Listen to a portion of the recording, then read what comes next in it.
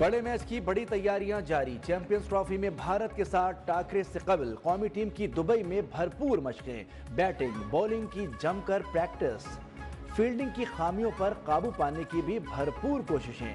फखर जमान की जगह टीम में शामिल होने वाली इमामुल हक ने भी स्क्वाड ज्वाइन कर लिया।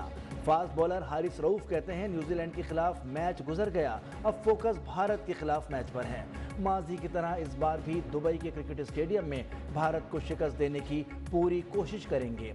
आईसीसी चैंपियंस ट्रॉफी में सबसे बड़ा टाकरा 23 फरवरी को होगा।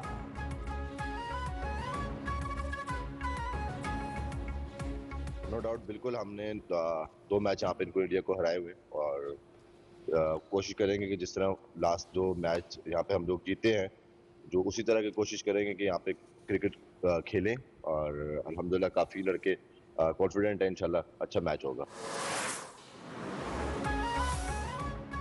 दुबई स्टेडियम में शायकीन के लिए इंतहाई सख्त कवायद और ज़वाबित जारी। सियासी नारेबाजी और सियासी बैनर पोस्टर स्टेडियम लाने से गुरेज की हिदायत। कवायद और ज़वाबित को दुबई क्रिकेट स्टेडियम के नज़दीक टिकट्स काउंटर पर अवामी पार्किंग एरियाज में बुलंदोबाला पोस्टर्स की सूरत में आवेज़ना भी कर दिया गया है।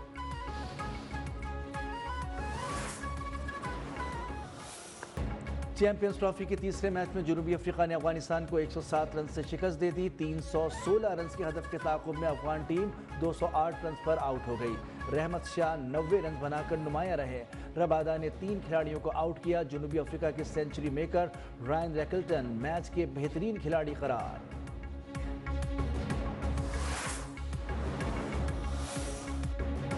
इंग्लैंड और ऑस्ट्रेलिया की टीमें आज कज़ाफी स्टेडियम लाहौर में आमने सामने होंगी। दोनों टीमों की भरपूर प्रैक्टिस, बैटिंग बॉलिंग और फील्डिंग में कमजोरियों को दूर किया।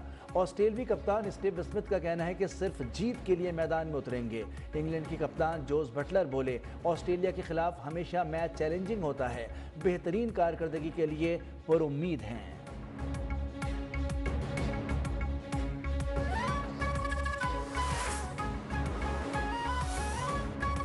बदउनवान अनासिर से एक पाई वसूल करके अवामी फलाह बहबूद पर खर्च करेंगे। वज़ीर आज़म शहबाज शरीफ का मुकदमात की तफवीज़ व इंतज़ामी निज़ाम के इजरा की तकरीब से खिताब।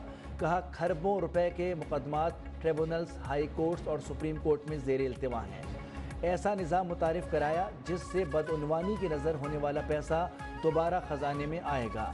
नया निज़ाम शफाफियत और इंसाफ की बरवक्त फरहमी में अहम किरदार अदा करेगा। चीफ जस्टिस याहिया अफरीदी से अपोजिशन वफ्द की मुलाकात, पीटीआई के शिकवे शिकायतें। चेयरमैन बैरिस्टर गौहर के मुताबिक चीफ जस्टिस को बताया कि आपके कोर्ट ऑर्डर्स को नहीं माना जा रहा। बानी की उनकी अहलिया से मुलाकात नहीं करवाई जा रही। चीफ जस्टिस ने अदालती रिफॉर्म्स के हवाले से 10 नुकाती एजेंडा शेयर किया। हम अपनी तजावीज़ चीफ जस्टिस को देंगे। अपोजिशन लीडर उमर अयूब ने कहा, चीफ जस्टिस को इंसाफ की फरहमी में हायल मसाइल बताए। सलमान अकरम राजा ने लापता अफराद का मामला चीफ जस्टिस के सामने रखा।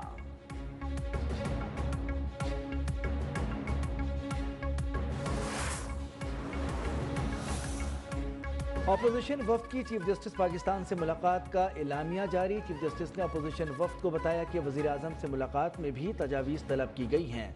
वज़ीर आज़म ने अदालती इस्लाहाती एजेंडे की भरपूर हिमायत की यकीन दहानी करवाई है। चीफ जस्टिस ने अपोजिशन वफ्द को national judicial policy making committee के इजलास से मुतालिक भी आगाह किया।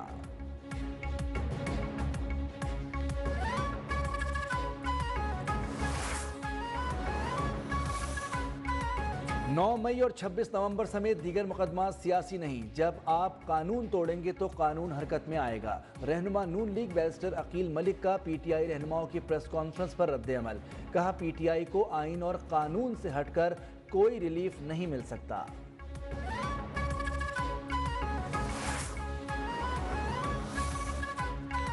आइन तोड़कर और जबर से मुल्क नहीं चलते। सियासतदानों ने इख्तिदार हासिल करने के लिए सारे उसूल तोड़ दिए। हमारा पार्लिमान अवाम का नुमाइंदा नहीं है।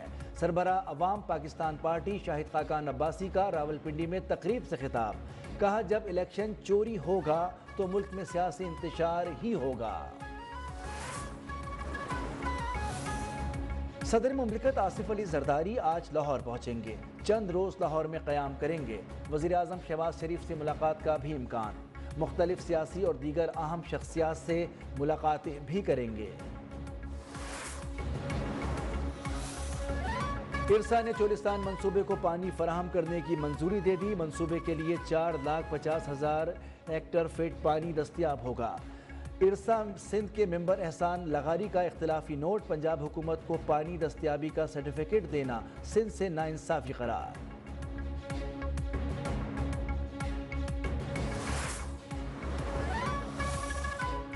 IMF کی گورننس اور گروپ اور کرپشن کی تشخیصی جائزے کے لیے پاکستان کے اقدامات کی تعریف، حکومت پاکستان کی سنجیدگی اور عزم کو سراہا۔ اعلامیہ کے مطابق پاکستان کے ساتھ تعاون کو آگے بڑھانے کے لیے پرامید ہیں۔ IMF ٹیم رواں سال کے آخر میں دوبارہ پاکستان کا دورہ کرے گی۔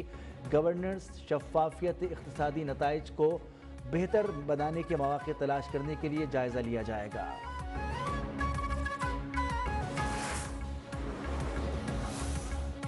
کسی ملک کی سرزمین دہشت گردی کے لیے استعمال نہیں ہونی چاہیے۔ نائب وزیر اعظم اور وزیر خزانہ اسحاق ڈار کی غیر ملکی میڈیا سے گفتگو، کہا افغان عبوری حکومت سے کہا ہے کہ اپنی سرزمین دہشت گردی کے لیے استعمال نہ ہونے دیں۔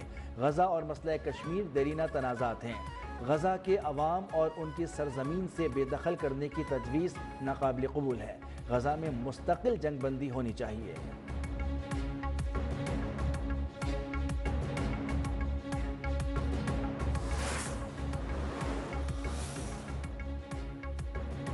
کراچی میں دوست کے ہاتھوں اغوا کے بعد قتل ہونے والے نوجوان مصطفیٰ عامر کی قبر کشائی کے بعد نمونے حاصل کر لیے گئے، لاش سرد خانے منتقل۔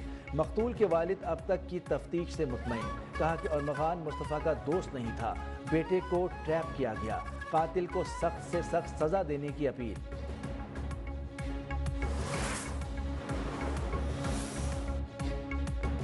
گاڑی سے جلی ہوئی ملنے والی لاش مقتول مصطفیٰ عامر ہی کی ہے یا کسی اور کی؟ قتل کیس میں نیا موڑ آ گیا۔ DNA رپورٹ آنے کے بعد گتھیاں مزید سلجھنے کی راہ ہموار ہو گئی۔ رپورٹ پازیٹو ہوئی تو لاش کو لواحقین کے حوالے کر دیا جائے گا۔ رپورٹ مثبت نہیں آئی تو دوبارہ سے لاوارث قبرستان ہی میں تدفین کر دی جائے گی۔ کراچی میں بڑھتے ہوئے حادثات پر جماعت اسلامی کا احتجاج، شہر کے 15 مقامات پر مظاہرے۔ امیر جماعت اسلامی کراچی منم ظفر کا حادثات میں جاں بحق افراد کے لواحقین کو فی کس 1 کروڑ روپے زر تلافی دینے کا مطالبہ۔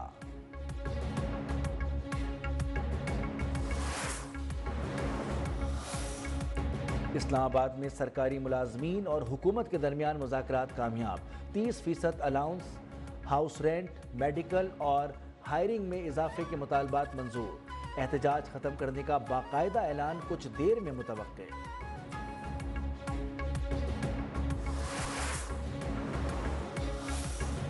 غزہ کے حوالے سے منصوبے کی صرف سفارش کر سکتا ہوں، منصوبے پر عمل درآمد نہیں کروں گا۔ امریکی صدر ڈونلڈ ٹرمپ کا انٹرویو، کہا غزہ کے لوگوں کو آزادی اظہار کا موقع دیا جائے تو وہ دوسری جگہ کا انتخاب کریں گے۔